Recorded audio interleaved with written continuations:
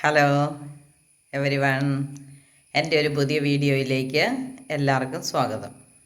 ഇന്ന് ഞാൻ ഉണ്ടാക്കിയ ഒരു സാധനം എന്താണെന്ന് നിങ്ങളെ കാണിക്കാം.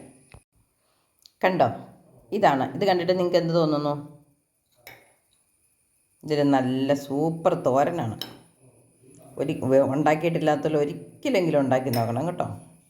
ഇത് കൈതച്ചക്ക, നല്ല പിഞ്ച് കൈതച്ചക്ക തോരൻ വെച്ചതാണ്.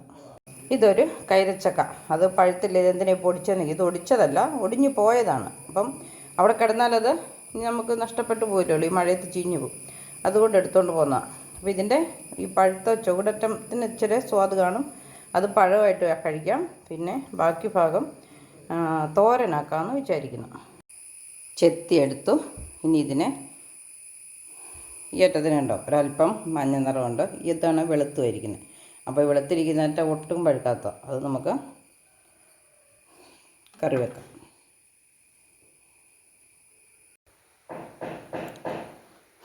ഇത്രയും അറ്റത്തുനിന്നൊരു 5 കഷ്ണം പഴുത്തതെടുത്തു. ബാക്കി ഈ കഷ്ണം നമുക്ക്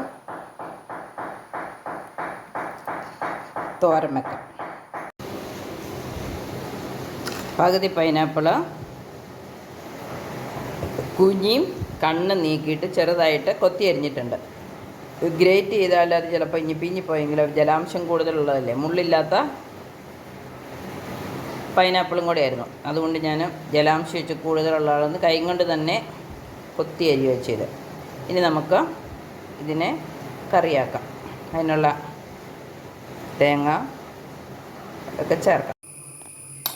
ഉള്ളിയും തേങ്ങ, മുളക് ചേർത്തു. മുളക് ഞാൻ സാധാരണ തോരന് 4-5 ചേർക്കാറുള്ളൂ. ഇതൊരു 8-10 കാന്താരി ചേർത്തിട്ടുണ്ട്. കാരണം ഇത്തിരി മധുരവും പുളിയും ഒക്കെ ഉള്ളതല്ലേ, അതുകൊണ്ട് 8-10 കാന്താരി പഴുത്തതും പച്ചയൊക്കെ ആയിട്ട് ചേർത്തിട്ടുണ്ട്.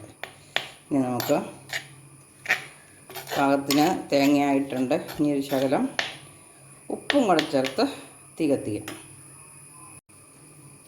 ഞാനൊരു 1/2 സ്പൂൺ ഉപ്പ് ഇപ്പം ചേർക്കണേ. കൂടുതൽ വേണമെങ്കിൽ ചേർക്കാം, ചിലപ്പം വേണ്ടി വരും. കാരണം ഇനി പുളിയാണോ മധുരമാണോ എന്നൊക്കെ നമുക്ക് നോക്കിയാലേ അറിയത്തുള്ളൂ.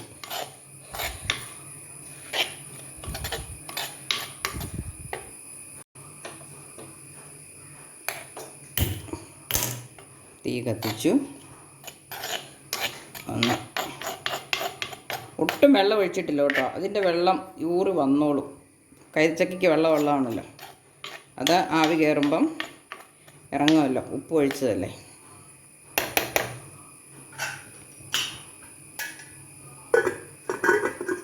നമുക്ക് മൂടി വെച്ചിട്ട് വേകാൻ വേണ്ടി വെയിറ്റ് ചെയ്യാം. വെന്ത് കഴിയുമ്പം നമ്മുടെ കറി സൈഡൊക്കെ തിളച്ചിട്ടുണ്ടായിരുന്നു. പക്ഷേ അടിയിൽ വെള്ളം ഊറി വന്നു തുടങ്ങി. അപ്പം നമുക്കൊന്നും കൂടെ തട്ടിപ്പൊത്തി വെക്കാം. ആവി കയറി വേകട്ടെ.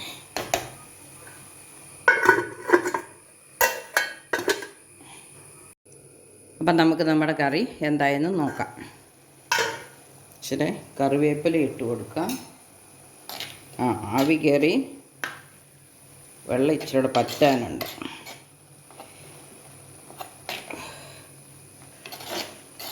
ഉപ്പും നോക്കാം.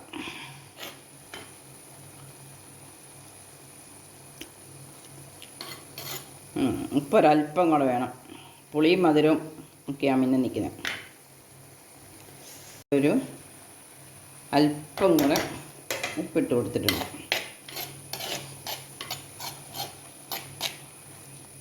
ഇതൊരല്പം കൂടെ മൂത്തിരുന്നെങ്കിൽ നമുക്ക് പൈനാപ്പിൾ മോരൊഴിച്ച് മധുരക്കറിയൊക്കെ ഉണ്ടാക്കാമായിരുന്നു, അല്ലെ പുളിശ്ശേരി പോലെയൊക്കെ. ഇതിപ്പം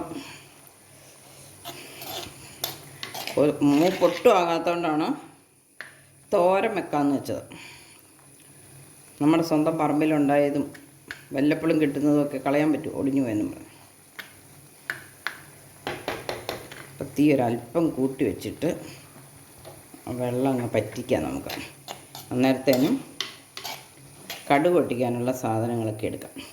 ഇത് ഞാൻ കടുക് പൊട്ടിക്കുമ്പോൾ ഇച്ചിരി ജീരകവും ഉഴുന്നും ഒക്കെ എടുക്കുന്നുണ്ട്. കാരണം കറിക്കൊരു മണവും ഗുണമൊക്കെ വന്നോട്ടെ. ചീനിച്ചട്ടി അടുപ്പത്ത് വെച്ചു, ചൂടായി, എണ്ണ ഒഴിച്ചു. ഇനി ഞാൻ അതിലേക്ക് ഇടുന്നത് ഉഴുന്ന്, ഉലുവ, ജീരകം, കടുക്. കാരണം കൈതച്ചക്കയ്ക്കൊരു മണവും ഗുണമൊക്കെ വരട്ടെ. ഇനി കറിവേപ്പില ഇട്ടു.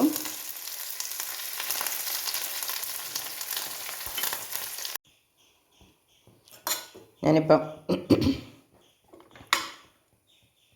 കൈതച്ചക്ക തോരൻ ഈ ചീനച്ചട്ടിക്കകത്തേക്ക് എണ്ണയ്ക്കകത്തേക്ക് ഇടുക ചെയ്തത്. എണ്ണയ്ക്കകത്തേക്ക് ഇട്ട് ഇളക്കി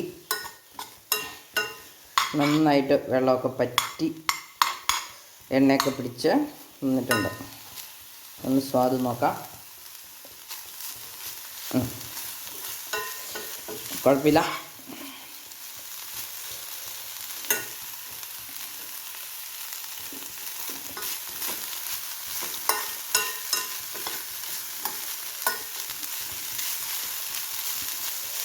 അപ്പോൾ ഒരു പിഞ്ച് കൈതച്ചക്ക കിട്ടുമോ?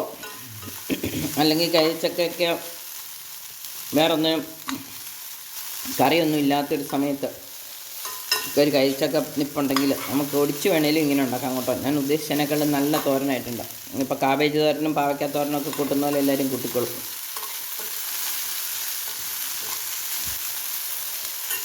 അപ്പം അടുത്തൊരു വീഡിയോ ആയിട്ട് വരുന്നിടം വരെ ബൈ.